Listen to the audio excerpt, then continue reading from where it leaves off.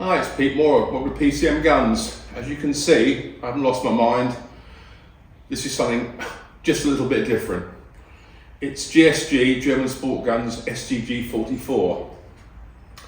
Okay, it's a 2.2 rimfire semi-auto, and it copies probably the first ever true assault rifle made by the Germans, called the MP43. The name was changed to StG 44 because StG means sturmgewehr, or to give it the modern name assault rifle, which I think the Führer decided was much more aggressive than machine pistol.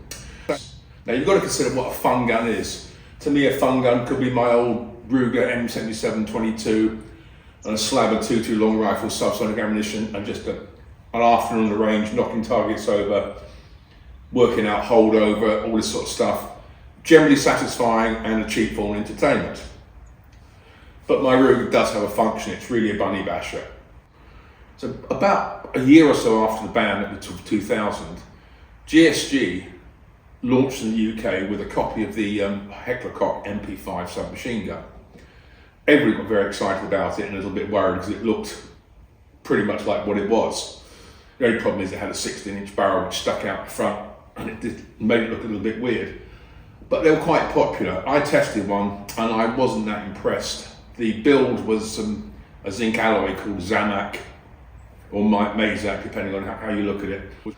Now, the real problem with the GSG MP5, the first one they ever made, was reliability, because the bolt was in a cage bolted into the action, which is made of, as I said, the zinc alloy, held in by steel screws. And taking the bolt out wasn't like dropping the back end of an AR-15 and hooking it out.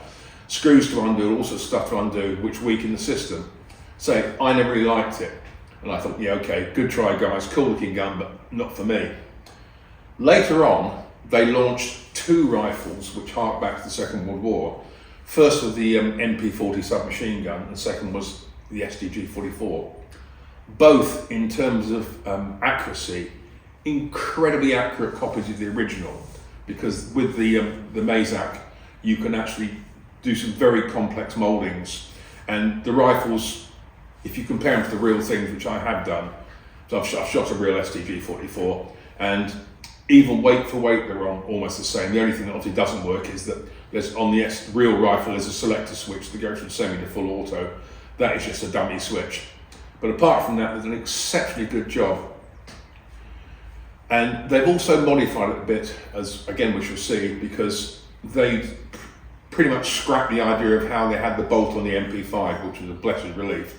And instead they used a drop-in AR-15 type one-piece unit. You've probably seen a lot of 2.2 rimfire AR-15s. It's just a single plate unit with a bolt, spring, all combined, slides in and out, takes seconds to clean, perfectly. And also, this barrel here, all this foresight and everything, is a dummy moulding. Inside is a slim rifle steel liner, and that is the barrel. This is just on the outside to give it the look of the StG. Trigger, medium weight, nothing special, not too bad. A few other modifications, but that's it. So I must say, this is one of my indulgences. I've got lots of sensible rifles, hunting rifles and all sorts. But because I used to collect self-loading rifles when I could, before the pre-1988 ban, I really like military assault rifles and military battle rifles. And this to me was always one of my favourite rifles because it was a stepping stone into much more modern equipment. Okay, let's have a little look, then we can go and rack some rounds through it. And I've got a buttload of rounds here.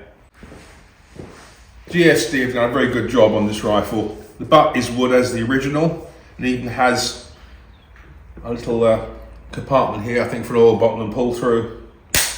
And to keep it cheaper, when they built it, they didn't have a full steel butt plate, that's wood, just has metal corners to stop it getting knocked. The pistol grip looks like wood, but GSG have gone for a polymer here instead, but it really does feel like it's not a big problem.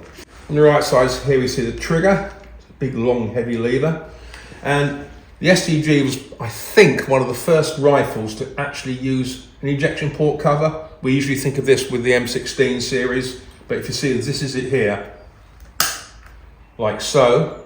So it's shut, everything in, and if you when you open the bolt or close the bolt, it flips open. For a military rifle, good for keeping the crud out. The fore end is just pressed steel. In fact, the whole rifle is made of steel pressings, which makes it so heavy. But as I said before, this is the actual barrel. It's a slim stainless steel rifle liner. This just clips on. And surprisingly enough, it is quite accurate. Above here is a dummy gas tube. This is a gas piston system in the real rifle. So this is just there for the look of the thing. Moving around to the left-hand side of the rifle, here's the cocking handle. And you have got a manual hold open here. So the action stays open. But also, with this gun, you have an automatic last round hold open on the magazine. That's the magazine button, reminiscent of the MP40 with a big weld, big O button. Here is a safety catch. It's two position. That's safe, that's fire, which is a bit weird to operate because usually on a gun like this, safe would be here and fire down there, and it's not particularly instinctive to use. The rear sight is a tangent type, meaning there's a U-notch on a long arm, and you slide this pointer up and down to adjust it. This, like the original, this is graduated from like 0 to 1,000 meters, which is a little bit over the top for 2 rimfire, but usually I set it about 6 and it's about right. Unlike the original that had a fixed blade here, this screw here, you wind it left and right and it moves the blade over so you can easily zero the rifle. Also, GSG produced a scope mount for this. The real rifles had it on the action. They had a few guns that were sort of designated sniper type rifles. Sadly, they haven't done this. What they've got here, this rear sight comes off and there's a Picatinny rail that just sort of slots in and bolts on. It looks a bit odd, but if you want to scope on a rifle like this, then that's the only way to do it. At the front is a fixed blade and this very, very tall post with a steel protector. Again, that's how they did it. The rifle comes with one 24 round magazine. It has what I call a round assist on the side. Basically, there's a lug here and it allows you to push this down and take the weight of the spring so it's easier to load. Because with any rimfire semi-auto, the rims need to be stacked so they're one behind the other in the magazine, otherwise you'll get feed stoppages. And when it's full, as perhaps you can see here with this one, that's got 24 rounds in it, you can actually witness some of the ammunition. And as the magazine feeds, this follower moves up, and as it gets to the top in the last round, it pushes up a steel plunger which locks open the action. As you can see also, I've got subsonic, special match, standard velocity, high velocity, ultrasonic, pretty much all sorts. Because when I first got this rifle, it had a very strange, annoying habit. You'd load it up, you'd fire about 5 or 10 rounds, and there'd be a click, and you'd open the bolt up, and the chamber was empty. And you looked at the magazine, and the magazine had stopped moving upwards. It's almost like it had rocked, and it had just jammed for a second. You could hit the bottom of the magazine to clear it, or whatever you wanted to do. And I thought it was the ammunition, so I did get some Fiocchi ultrasonic, which is probably the fastest stuff I've ever handled. And that seemed to cure the problem mainly. From the box, as I said, the rifle has one mag, nothing else. It has a sling swivel here and a loop here. This sling is a reproduction StG 44 sling that you can get from a lot of these reenactment type places. But the way I see this rifle is I quite like it. It's very heavy compared to, even probably compared to a 98K, which is not a light rifle, because this is short with a 16-inch barrel. Heavy because it fired the 7.92x33 Kurtz, or short round, which is the first intermediate round. Then the whole package in use, I think fully loaded, is at least 12 pounds, which is a lot of weight. The rimfire gun is about 10.5, and when people pick this up the first time, they don't quite realise how heavy it is. But again, so that's really the rifle. They come out about $5.40. So spare mags are available from the importers, Edgar Brothers, if that's what you want. And that's really it. So let's go and pump some rounds through it, and then we can talk about how we feel. Okay, let's take it for a spin. Action's open, dust cover's open. I've got some Magtech high velocity 140 grain.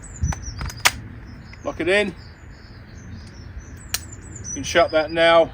When the action closes, flips open, or you can keep it shut but loaded. Safe to fire, bring it up.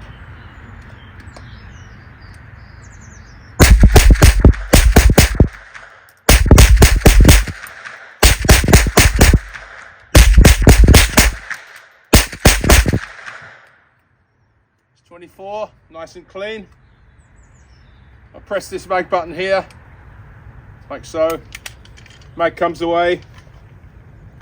That was high velocity. So far, the only thing I've found it doesn't like to shoot is match type bullets. This is Remington, again, 40 grain hollow point subsonic. So we'll see whether or not this is going to work.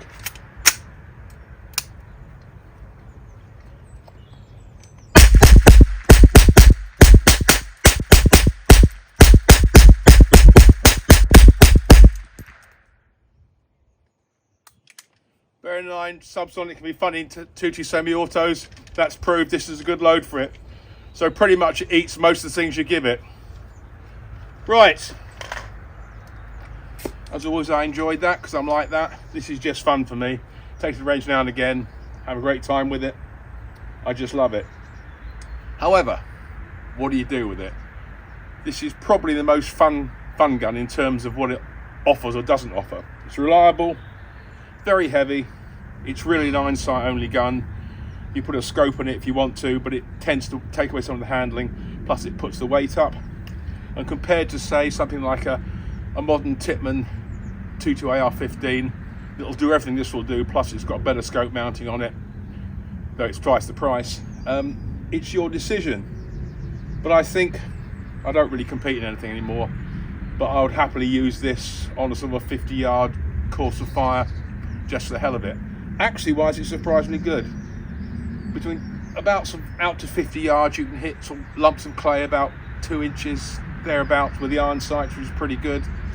And the fact that you can easily flip them up and down to where you want it to be, you can reach out to 100 again with surprisingly good accuracy.